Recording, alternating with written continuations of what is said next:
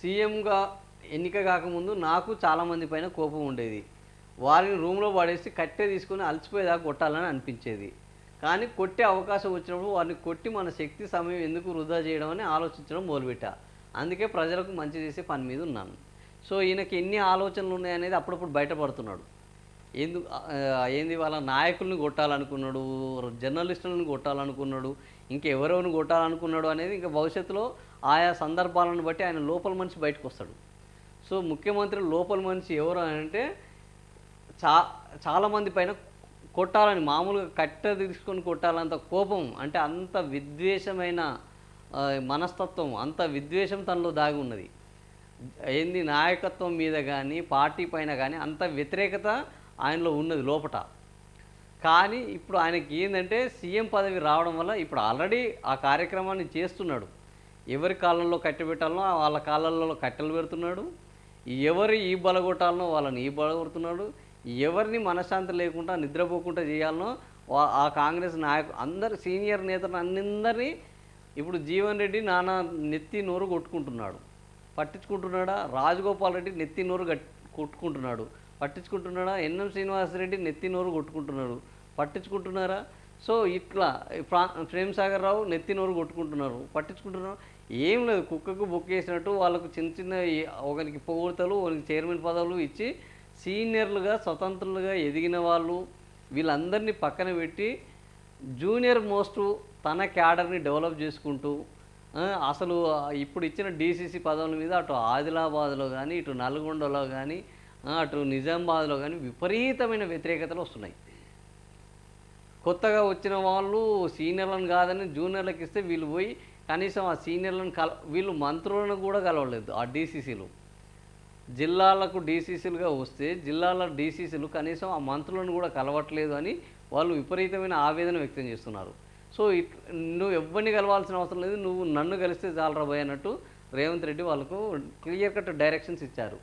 So అట్లా అనేక మంది డీసీసీలను చాలామంది నాయకులను కొట్టాలన్న కోపాన్ని ఈ రకంగా తీర్చుకుంటున్నాడు.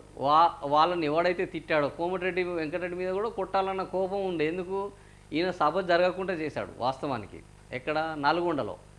రేవంత్ రెడ్డి ఎవడా ఆయన అంత తోపేంది, అసలు నేను కదా తోపు అని మాట్లాడాడు. అదంతా మనసులో పెట్టుకున్నాడు. ఓకే, ఇప్పుడు నేను నిన్ను తిట్టడానికి ఇంకొకరిని తీసుకొస్తానని డీసీసీ పున్న కైలాస్ నేతను పట్టుకొచ్చాడు. ఇదే కోమటిరెడ్డి వెంకటరెడ్డిని ఇష్టం వచ్చినట్టు తిట్టిన అద్దంకి దయాకర్కు అగ్రస్థానం వేశాడు పార్టీలో. సో ఇట్లా తిట్టను పోరా అన్న పద్ధతిలో తనకు ఎవరి మీద అయితే కొట్టాలన్నంత కోపం ఉన్నదో అది వాస్తవం. కొట్టాలన్నంత కోపం ఉన్న వాళ్ళందరినీ కూడా ఏ రకంగా పోలీస్ దెబ్బలు కొడతారుగా బయటికి అవపడకుండా ఆ దెబ్బలు కొట్టుకుంటూ పోతున్నాడు. ఎన్నికల్లో 1 కోటి మందికి పైగా కాంగ్రెస్కి ఓటు వేశారు. ప్రజల జీవితాలతో ఆడుకునే అధికారం మనకు లేదన్నారు. డీసీసీ అధ్యక్షులుగా ఎంపిక కావడానికి ముందు మీరు చాలామంది మీద కోపం ఉండవచ్చు. మన పాలసీ డాక్యుమెంటు ఇన్పుట్స్ ఇస్తున్న ప్రపంచ ప్రముఖులు. సో ఇప్పుడు తెలంగాణ పాలసీ డాక్యుమెంట్ని ఎవరు తయారు చేస్తున్నారంటే ప్రపంచంలో ఉన్న మేధావులందరూ వచ్చి తెలంగాణ పాలసీ డాక్యుమెంటు 2047ను తయారు చేస్తున్నారు. 2029లో రాహుల్ గాంధీని ప్రధాని చేయలేకపోతే డీసీసీ అధ్యక్షులు వేరే ఉద్యోగం చూసుకోవాలి. సో మీ ఉద్యోగం ఏంది అని అంటే ఆయనను ప్రధానమంత్రి చేయడం. సో అందరం కలిసి ప్రభుత్వ పథకాలను ప్రతి ఇంటికి చేర్చాలి. ఆనాడు కేసీఆర్ బతుకమ్మ చీరలు ఇస్తే పనికి మాలినవి ఇచ్చారని అందరూ శాపనార్థాలు పెట్టారు. ఇప్పుడు ఇందిరమ్మ చీరలు ఇస్తే కట్టుకొని పండుగ చేసుకుంటున్నారు. చీర రాలేదని ఏ ఆడబిడ్డ చెప్పినా డీసీసీ అధ్యక్షుడు సరిగ్గా పనిచేయడం లేదని అర్థము. సో ఎవడు చీర రాలేదని చెప్పొద్దు బయటికి. చీర రాకపోతే నోరు మూసుకొని ఊకోవాలి, ఇంకా మా కర్మ ఇంతేనే అనుకోవాలి తప్ప చీర రాలేదని మాత్రం చెప్పిరనుకో డీసీసీ వాళ్ళు వెళ్ళి వాళ్ళ నోరు మూయించాలి అని రేవంత్ రెడ్డి వాళ్ళ క్లియర్ కట్ ఇన్స్ట్రక్షన్ ఇస్తున్నాడు. సో అప్పుడు ఇచ్చిన బతుకమ్మ చీరలు ఒక 350 డిజైన్లు ఉన్నాయి. ఇప్పుడు 3 డిజైన్లు ఇచ్చారు. ఆ 3 డిజైన్లే అందరు కట్టుకొని పోతున్నారు. ఇప్పుడు మీమ్స్ వస్తున్నాయి, వాటి మీద ఘోరమైన మీమ్స్ ట్రోల్స్ వస్తున్నాయి ఇందిరమ్మ చీరల మీద. సో ఒక జనాలంతా నవ్వుకుంటుంటే వీళ్ళు ఇందిరమ్మ చీరలు అంత అద్భుతంగా ఏమీ లేవని వీళ్ళు జబ్బలు జరుచుకుంటున్నారు. చీరల పంపిణీ ఈ నెలలో పూర్తి చేయాలి. గ్రామాల్లో ఎక్కడికి వెళ్ళినా ఆనాడు ఎలా ఉంది ఇప్పుడు ఎలా ఉందనే చర్చ పెట్టాలి. ఇది 100% పెట్టాలి. ఈ చర్చ పెట్టడం మాత్రం గ్యారంటీ. ఎందుకు? గ్రామాల్లో ఎక్కడికి వెళ్ళినా ఆ రోజు గ్రామాలకు వెళ్తే ఏం జరిగినది వాస్తవానికి? ఒక గ్రామానికి వెళ్తే ఆ రోజు ఒక హరితహారం ఉండే. హరితహారం ఉండే. ఆ, అక్కడ ఒక ట్రాక్టర్ ఉండే గ్రామాల్లో. ఆ, ఊరికి ఒక ట్రాక్టర్ ఉండే. ఒక శ్మశానం ఏర్పాటు చేశారు గ్రామానికి. ఒక నర్సరీ ఏర్పాటు చేశారు గ్రామానికి. ఒక ఏంది ఈ వేస్ట్, మన గ్రామంలో ఉన్న చెత్త డంపింగ్ యార్డ్లను ఏర్పాటు చేశారు. డంపింగ్ యార్డ్లను ఏర్పాటు చేశారు. ఆ, ప్రతి గ్రామానికి వనాలను ఏర్పాటు చేశారు. ప్రకృతి వనాలను ఏర్పాటు చేశారు ప్రతి గ్రామంలో. ప్రతి గ్రామంలో ఏంది రైతు కల్లాలు ఏర్పాటు చేశారు. ఆ, రైతు భవనాలు ఏర్పాటు చేశారు. రైతు భవనాలు ఏర్పాటు చేశారు. ఇట్ ప్రతి గ్రామంలో ఈ రకంగా ఇట్లా ఇంకా ఇంకా చాలా ఉన్నాయి. ప్రతి గ్రామంలో స్ట్రీట్ లైట్స్, ప్రతి గ్రామంలో రోడ్లు, ప్రతి గ్రామంలో పంచాయతీల భవనాలు, ప్రతి గ్రామంలో అంగన్వాడీలు, ఇట్లాంటివి అనేక వాటికి ఆ రోజు ఇవన్నీ తెలంగాణ గవర్నమెంటు తెలంగాణ వచ్చిన తర్వాత గ్రామాల్లో ఏర్పాటైన వసతులు. ఇప్పుడు చర్చ పెట్టాలి. ఈ 2 ఏళ్లలో ఇవి కాకుండా ఈ హరితహారం పేరును తీసేశారు. వన మహోత్సవం అన్నారు. వన మహోత్సవంలో ఒక్క చెట్టు పెట్టింది లేదు. ఎక్కడ వన మహోత్సవం జరిగింది లేదు. ఈ ట్రాక్టర్లకు డీజిల్ లేదు. ఈ శ్మశానాలకు మెయింటెనెన్స్ లేదు. నర్సరీలో అసలు మొత్తము ఏంది ఖాళీగా తయారైపోయినాయి. డంపింగ్ యార్డ్లలో డంపింగ్ చేయడం లేదు. ఎందుకంటే ఈ ట్రాక్టర్ పనిచేస్తేనే డంపింగ్ యార్డు పనిచేస్తుంది. ఎందుకు 2 ఏళ్ళ నుంచి ఒక్క గ్రామంలో కూడా ఇలాంటి పనులు చేయడానికి అక్కడ సర్పంచులు లేరు, పాలక మండలి లేదు. వన ఇవి ఏంది ప్రకృతి వనాలు ఉన్నాయంటే ప్రకృతి వనాలు లేవు, వాటికి నీళ్లు పోసేటోడు లేడు, వాటిని పట్టించుకునేది దిక్కే లేదు. రైతు కల్లాలు, రైతులే దిక్కులేని పరిస్థితి ఉంటే రైతు కల్లాలు, రైతు భవనాలు అవి స్టోరేజ్గా వాడుకోవాల్సినవి. కనీసం ధాన్యం కొనుగోలు లేక, ధాన్యం దిగుబడి లేక, యూరియా రాక, నీళ్ళు అందక, కరెంటు నాణ్యమైంది దొరకక, నానా ఇబ్బందులు. ఇట్లాంటి చర్చ ఇప్పుడు కరెక్ట్గా గ్రామాల్లో ఎక్కడికి వెళ్ళినా ఆనాడు ఎలా ఉన్నది, ఈనాడు ఎలా ఉన్నది అనే చర్చ ముఖ్యమంత్రి రేవంత్ రెడ్డి చెప్పినట్టు ఈ చర్చ మాత్రం గ్యారెంటీగా పెట్టాలి. గత 2 ఏళ్లలో తెలంగాణలో జరిగిన గ్రామ విధ్వంసం ఎంత, గత 10 ఏళ్లలో గ్రామంలో జరిగిన వికాసం ఎంత, గత 10 ఏళ్లలో విధ్వంసం జరిగిందా, ఈ 2 ఏళ్లలో వికాసం జరిగిందా, ఈ దాని మీద చర్చ పెట్టి నిజంగా ప్రజలు ఓట్లేయాలి. ఈ ముఖ్యమంత్రి చెప్పిన దాన్ని మాత్రం సీరియస్గా ఆలోచించాలి. ఇది ముఖ్యమంత్రి మాట కాబట్టి ముఖ్యమంత్రి అభిమానులు ఎవరైనా ఉంటే చర్చలు పెట్టండి. ఈ కాంగ్రెస్ ప్రభుత్వం వచ్చిన 2 ఏళ్లలో మీ గ్రామంలో ఏం జరిగింది, మీ గ్రామంలో అభివృద్ధి సంక్షేమం ఎంతగానో ఏంది వర్ధిల్లింది, గత 10 ఏళ్లలో ఉన్నది ఎట్లా ఉన్నది, ఈ 2 ఏళ్లలో ఎన్ని కొత్త మొక్కలు పెట్టారు, ఈ 2 ఏళ్లలో ఎన్ని రోడ్లు వేశారు, ఈ 2 ఏళ్లలో మీ గ్రామంలో కొత్తగా భవనాలు ఏమొచ్చినాయి, ఈ 2 ఏళ్లలో మీ గ్రామానికి కొత్త ఏంది పథకాలు ఏమొచ్చినాయి, నిధులు ఎన్ని వచ్చినాయి, ఇవన్నీ పెన్షన్లు ఎన్ని కొత్తగా వచ్చినాయి, ఈ 2 ఏళ్లలో కేసీఆర్ కిట్లు ఎన్ని వచ్చినాయి, కళ్యాణ లక్ష్మీలు ఎన్ని వచ్చినాయి, ఇందిరమ్మ ఇండ్లు ఎన్ని వచ్చినాయి, ఇవన్నిటి మీద చర్చ పెట్టాలి.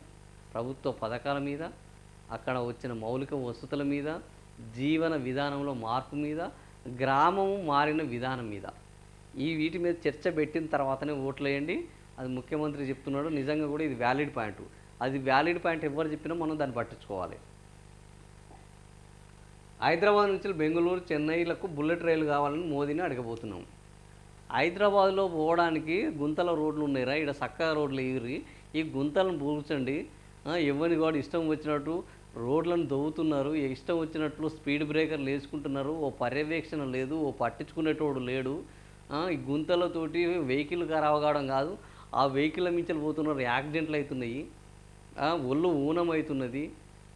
2 ఏళ్ల నుంచి ఈ రోడ్లని నిర్వహణ మొత్తం గాలికి వదిలేసిరు అని అంటే అవి దిక్కులేదు. కానీ ఇప్పుడు హైదరాబాదు, చెన్నై, హైదరాబాదు ఏంది అమరావతి, హైదరాబాదు పోర్టు ఏంది ఆంధ్రప్రదేశ్లోని పోర్టులకు ఈయన కనెక్టివిటీ డెవలప్ చేస్తాడు, గ్రీన్ ఫీల్డ్ హైవేలను.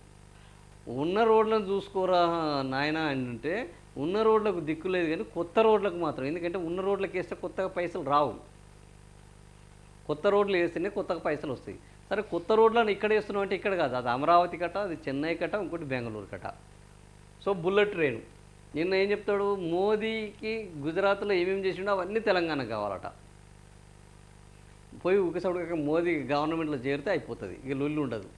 అప్పుడు ఆయన ఏమన్నా చేస్తాడు. మోదీని అడగబోతున్నాం, ఇవ్వకపోతే ఈ రాష్ట్రంలో భాజపా ఉండనే ఉండదు. సో మోదీ ఇవ్వకపోతే ఈ రాష్ట్రంలో భాజపా ఉండదా, లేకపోతే కాంగ్రెస్లో రేవంత్ రెడ్డి ఉండడా అనేది ఇప్పుడు ఒక చర్చ పెట్టుకోవాల్సిన అవసరం ఉన్నది. ఎందుకంటే ఇప్పుడు ఈయన కాంగ్రెస్ వాళ్ళకు అర్థం కావట్లేదు, బీజేపీ వాళ్ళకి అర్థం అవుతలేదు. అసలు ఈయన మాతోటి పనిచేస్తుండే వాళ్ళతో పనిచేస్తుండే, ఇద్దరికీ కన్ఫ్యూజన్ ఉన్నది. ఇక్కడ క్లారిటీతో ఉన్నది బీఆర్ఎస్ వాళ్ళు మాత్రమే. ఈయన ఎట్లాగో బీఆర్ఎస్లోకి రాడు, కానీ ఈయన బీజేపీలోకి ఎప్పుడు వస్తాడు, మాకు ఎప్పుడు ఎసరు పెడతాడు అనేది బీజేపీలో భయం ఉన్నది. ఎందుకంటే ముఖ్యమంత్రి స్థాయిలో ఉన్నాడు కాబట్టి. ఆల్రెడీ ఒక ముఖ్యమంత్రి స్థాయిలో ఉన్న ఆయన కిరణ్ కుమార్ రెడ్డి ఆ బీజేపీలో చేరి బొగ్గైపోయాడు. సో ఇప్పుడు ఈయనని తీసుకుపోయి ఆ శివసేన షిండేని చేసినట్టు మళ్ళీ ఈయన ఎప్పుడైనా షిండే చేయొచ్చు. మళ్ళీ ఆ షిండే ఉన్నంతకాలం అయితే దేవేంద్ర ఫడ్నవీస్ను పక్కన పెట్టారు. మళ్ళీ ఎన్నికలు జరిగిన తర్వాత ఫడ్నవీస్ బయటకు వచ్చారు, ఏది వీళ్ళు సొంతంగా గెలిస్తే. సో అట్లా ఈయన ఎప్పుడు వస్తాడో, మా పదవులకు ఎప్పుడు ఎసరు పెడతాడో అనే వాళ్ళ భయంలో వాళ్ళు ఉన్నారు. ఒకవైపు ఈయన మా పార్టీలో ఉంటూ పక్క పార్టీని బతికిస్తున్నాడు, ఈ పార్టీని మా పార్టీని మొత్తం భూస్థాపితం చేస్తున్నాడు. ఇదెక్కడ కర్మరా బాబు, ఈయన పోవడంతో పాటు మా బతుకులన్నిటిని కూడా ఆగం చేస్తున్నాడు, మా భవిష్యత్తును సమాజ్ చేస్తున్నాడు అన్న భయంలో కాంగ్రెస్ వాళ్ళు ఉన్నారు. సో ఆ రకంగా ఈయన బీజేపీ ఉండనే ఉండదు. ఎస్, బీజేపీ ఇప్పుడున్న పరిస్థితిలో ఉండదు. ఒకవేళ మోడీ మీతోటి మంచిగా కొనసాగితే బీజేపీలోకి మీరు వెళ్ళే పరిస్థితి ఉంటుంది. అట్లాంటప్పుడు బీజేపీ ఉన్న పరిస్థితులు అయితే ఉండదు. కాంగ్రెస్ కూడా అదే పరిస్థితి. కాంగ్రెస్ పరిస్థితి ఏమైతే కూడా అగమ్య గోచరమే. సో ఒకటికి 10 సార్లు అడుగుతాం, ఇవ్వకపోతే తెలంగాణ ప్రజలు ఏ విధంగా స్పందిస్తారో భాజపా నేతలు రుచి చూస్తారు. ఈ నెలాఖరులోగా వరంగల్ ఎయిర్పోర్ట్ పనులకు ప్రారంభించబోతున్నాం. ప్రపంచ ప్రముఖులు టోనీ బ్లేయర్, సత్య నాదెళ్ల వంటి వారు తెలంగాణ ఏ విధంగా అభివృద్ధి చెందాలనే మన పాలసీ డాక్యుమెంట్కు ఇన్పుట్స్ ఇచ్చి సహకరిస్తున్నారు. సో టోనీ బ్లేయరు, సత్య నాదెళ్ల వీళ్ళు ప్రపంచంలో ఉన్న అత్యంత మేధావులలో చాలా కీలకమైన వాళ్ళు మన తెలంగాణ డాక్యుమెంట్, తెలంగాణ మీద వాళ్ళకున్నంత అవగాహన, తెలంగాణ మీద వాళ్ళకున్నంత పట్టు ప్రపంచంలో ఎవరికి లేదు. కాబట్టి తెలంగాణను ఎట్లా డెవలప్ చేయాలని వీళ్ళు ఇన్పుట్స్ ఇస్తారు. ఆ ఇన్పుట్స్ని ఈయన అవుట్పుట్ చేసి చూపెడతాడు. ఇది ముఖ్యమంత్రి Revanth Reddy policy document input.